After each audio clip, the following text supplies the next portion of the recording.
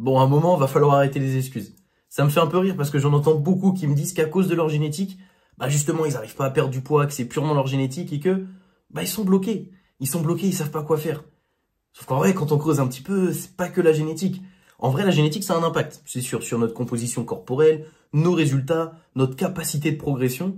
C'est vrai, c'est pas complètement faux. Il y a une incidence sur la génétique, à hauteur de 30, 40, pour certains 50%, pourquoi pas.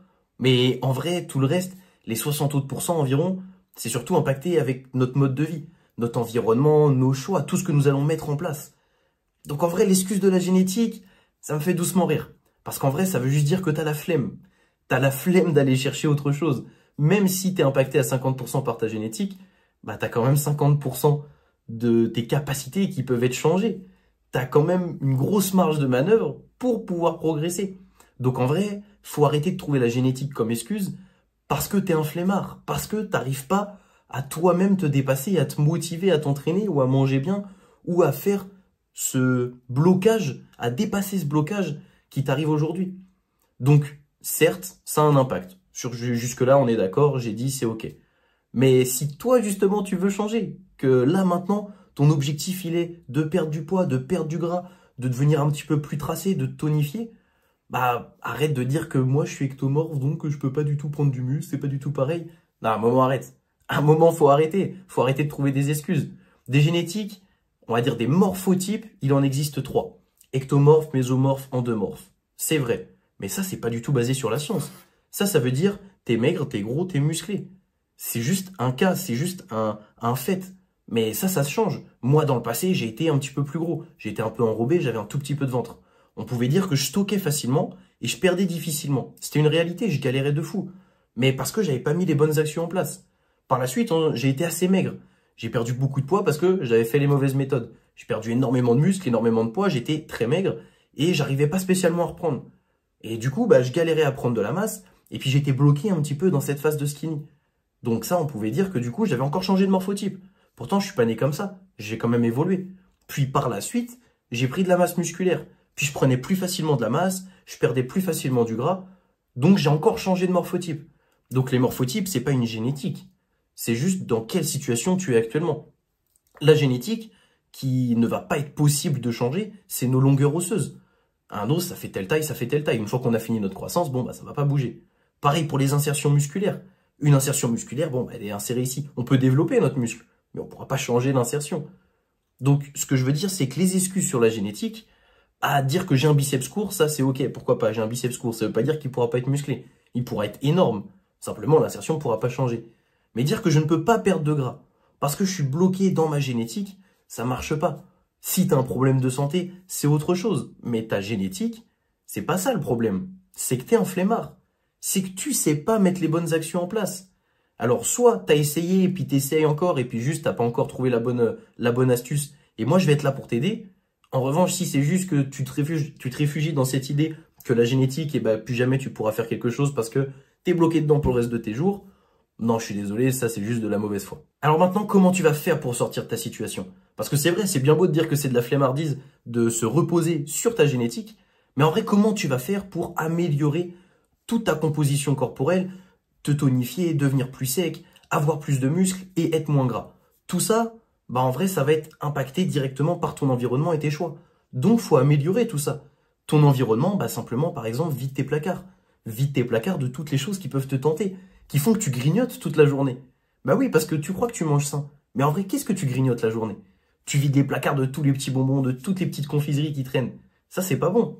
Donc déjà, ton environnement, tu vas pouvoir l'améliorer directement. Ensuite, va commencer à faire du sport. J'en ai plein qui m'ont dit, j'ai essayé plein de méthodes de perte de poids, mais ils ont jamais fait de séance de sport. Bah, à un moment, faut s'inscrire à la salle, faut aller courir. Trouve une activité qui te fait plaisir. Pas forcément de la muscu. Même si moi, c'est ce que je vais te recommander, évidemment, parce que j'aime ça et parce que il y a de très bons résultats avec la musculation.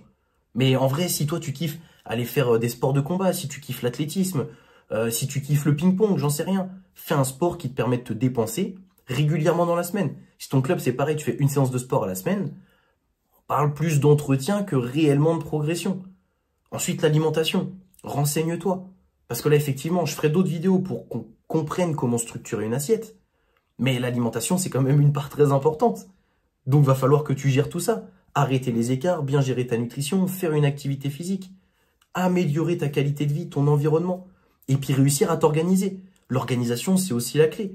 Aujourd'hui, tout le monde nous dit j'ai pas le temps de faire ci, j'ai pas le temps de faire ça. Déjà, ça, c'est quelque chose que je déteste parce que tout le monde a le temps. Tout le monde a le temps parce qu'on passe tous énormément de temps sur le téléphone, énormément de temps devant la télé. Le soir, tout le monde rentre, il est 17, 18 heures, alors certains plus tard. Mais ensuite, on reste combien de temps devant la télé?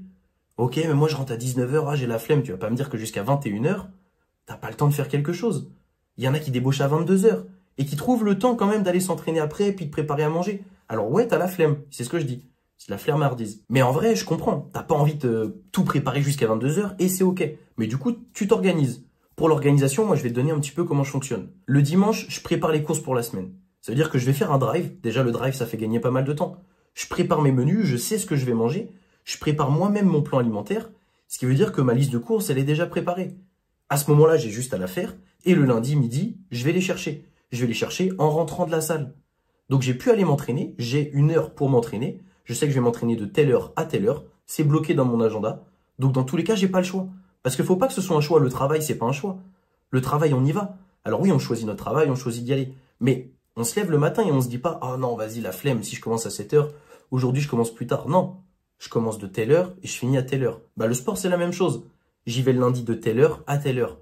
Bah, il n'y a pas de « Oh ben non, j'avais la flemme. » Bah non, c'est bloqué. On va s'entraîner telle heure à telle heure, tel jour. Ensuite, du coup, c'est la même chose. On va chercher nos courses. On a nos courses pour la semaine. On fera la même chose la semaine prochaine.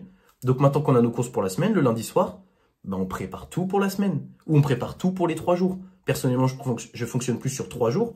Comme ça, il n'y a pas de date de péremption qui va commencer à nous stresser et à se dire est-ce que vraiment ça va tenir jusqu'à telle date.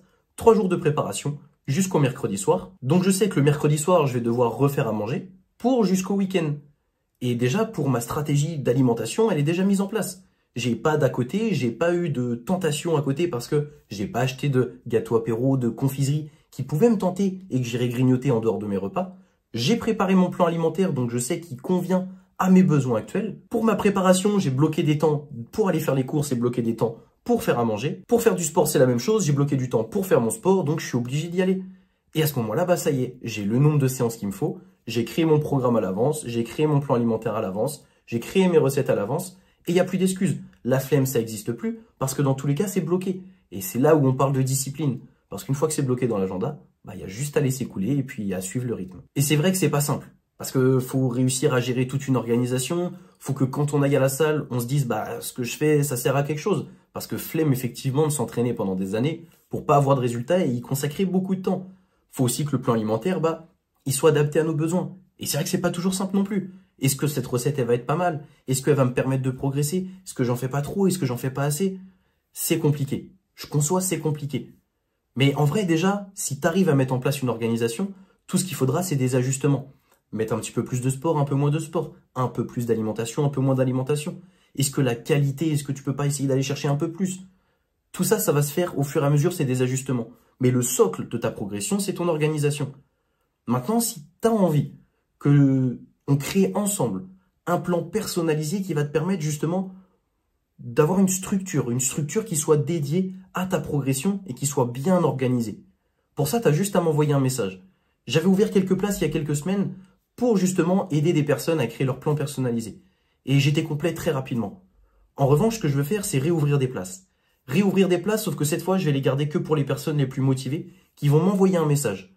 Tout ce que tu as à faire, c'est de m'envoyer un message et je vais voir si je peux ou non t'aider dans ta progression et puis justement te créer ton organisation, tes programmes sportifs, tes plans nutritionnels. Mais pour ça, évidemment, bah, je vais faire le tri. Parce que des personnes pas motivées, j'en ai vu plein. J'en ai vu plein et puis moi, j'en ai marre de devoir trier après entre les personnes qui sont juste là parce qu'ils ont vu un objet brillant et qu'ils ont envie de progresser pendant 2 semaines, alors qu'il y a des personnes derrière qui galèrent réellement, qui galèrent et qui ont besoin d'aide et d'une structure. Et moi, je veux leur faire profiter à ces personnes-là de l'expertise et du temps que j'ai pu consacrer à tout ça. Donc, si tu fais partie de ces personnes, n'hésite pas à m'envoyer un message. Et puis, sinon, je te laisse t'abonner, mets la petite cloche, laisse un like, ça va me donner énormément de force. Et puis, dis-moi quel sujet t'aimerais que je traite dans les commentaires pour la prochaine fois pour essayer justement d'aider un maximum de personnes au mieux. Et moi, je vous souhaite à tous une bonne journée et je vous dis à très vite. Ciao!